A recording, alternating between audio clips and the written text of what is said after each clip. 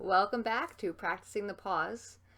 Today we're going to be talking about savoring, so we're moving on to the fourth lesson already. So let's jump right in. S is for savor. And so today your challenge is to begin noticing how you eat. Not what you eat, not how much you're eating, not when you eat, simply how do you eat your food. That's our goal for today. Because how you eat matters so much.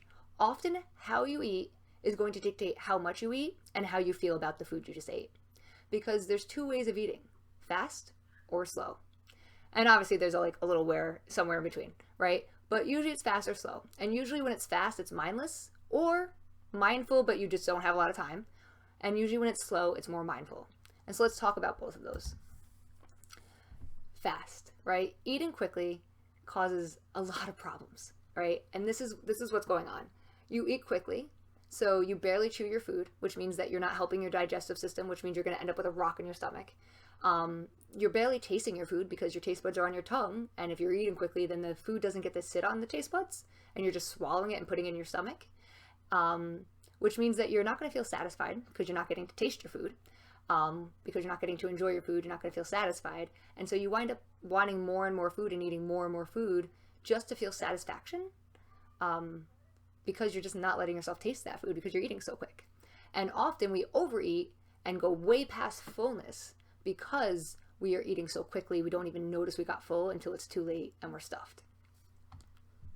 The opposite of this is slowing down, which is literally the opposite of everything I just said, right? So slowing down with your meals is going to mean that a few things happen.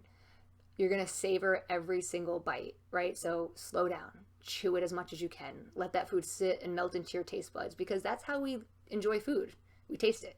And so the slower you eat, the less food you need to reach satisfaction and fullness because you tasted the flavors and the textures and you enjoyed every single bite as much as you possibly could before you swallowed it and moved on to the next bite.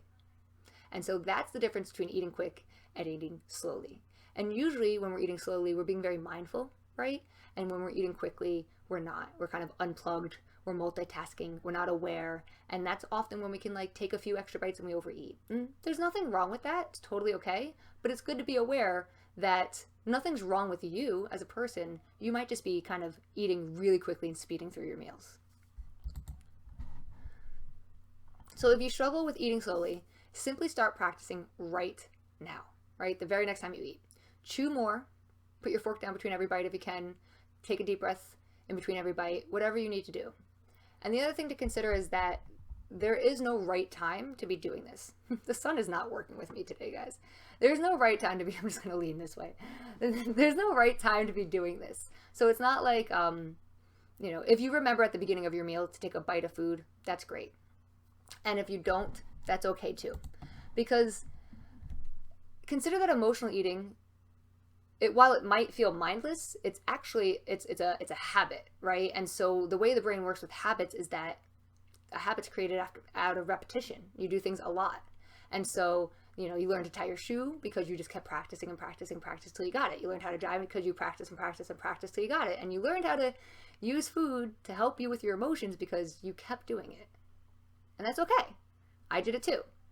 But it's just a habit. It's not who you are as a person, right? It's not who you are as a person. It's just a habit you have because you have a brain, and that's how brains work. They create habits. And so your habit was created because of repetition, right? Practice makes perfect. And so now all we want to do is switch that and start practicing something that's more helpful, that feels better, and is going to help you become more healthy. And so all we want to do is begin now. Eat slower, do your best, and it doesn't matter where you are in the meal. Whether you have the first bite on your plate right now and you're just going to start, or you're on the second to last bite, the moment you realize you're eating quickly, that's your chance right there. Slow down, chew your food more, enjoy it more, and savor those last two bites instead of saying, oh no, I forgot, I guess I'll do it next meal, right? No. The way we learn new habits is that the moment we remember, we want to try to implement it. And that's it. So your goal is to practice eating slower. No matter where you are, no matter what you're doing, no matter who you're with, no matter what you're eating, just try to eat a little slower. Savor every bite as much as you can. Because guess what, guys? You love to eat these foods, right? I know I do. It's part of the problem, right? I love the way the food tastes. Of course I want to eat more of it. So why are we speeding through and not enjoying these foods we like so much? What would happen if we just slowed down and enjoyed the food we were eating while we were eating it?